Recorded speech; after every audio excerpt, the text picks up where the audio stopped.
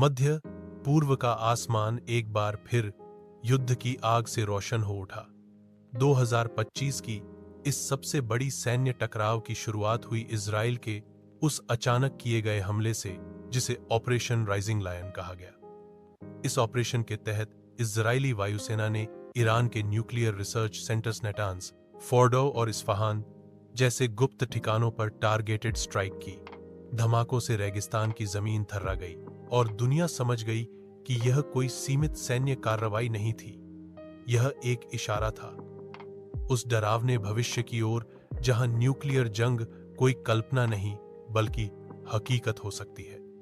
लेकिन ईरान भी शांत नहीं बैठा।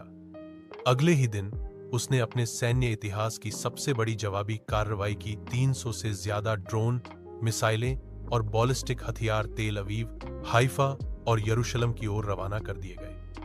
रात के अंधेरे में इजराइल के शहरों में सायरन गूंज उठे, जनता बंकरों की ओर भागी और मीडिया चैनलों पर लाइव तबाही की तस्वीरें आने लगी। अब यह युद्ध सिर्फ दो देशों का नहीं रहा, इसमें तीसरी शक्ति की एंट्री हुई, अमेरिका।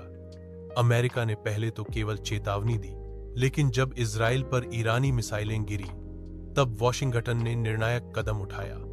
अमेरिकी स्टील्थ बॉम्बर्स, दो स्पिरिट ने ईरानी एयरस्पेस में घुसकर बंकर बस्टर बम गिराए, जिससे ईरान की परमाणु इंफ्रास्ट्रक्चर को गंभीर नुकसान हुआ।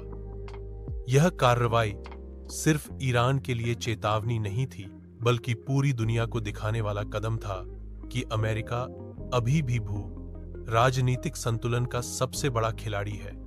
इस पूरे घटनाक्रम के दौरान सोशल मीडिया पर लाखों पोस्ट वायरल हुए, जहां कुछ लोग इस संघर्ष को न्याय का नाम दे रहे थे तो कुछ इसे तीसरे विश्व युद्ध की शुरुआत कह रहे थे।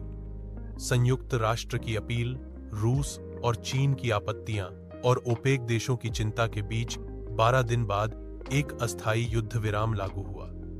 इजराइल ने कहा कि उसके हित सुरक्षित हुए हैं और ईरान ने दावा किया कि वह अब और ज्यादा सतर्क है।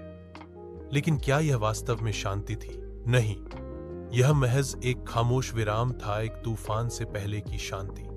सीमा पर अब भी सैनिक तैनात हैं, ड्रोन अब भी आसमान में मंडरा रहे हैं और न्यूक्लियर बटन अब पहले से कहीं ज्यादा करीब लग रहे हैं। इस संघर्ष ने यह साफ कर दिया कि आने वाले वर्षों में युद्ध सिर्फ जमीन पर नहीं, तकनीक, साइबर और अंतरिक्ष में भी लड़े जाएंगे।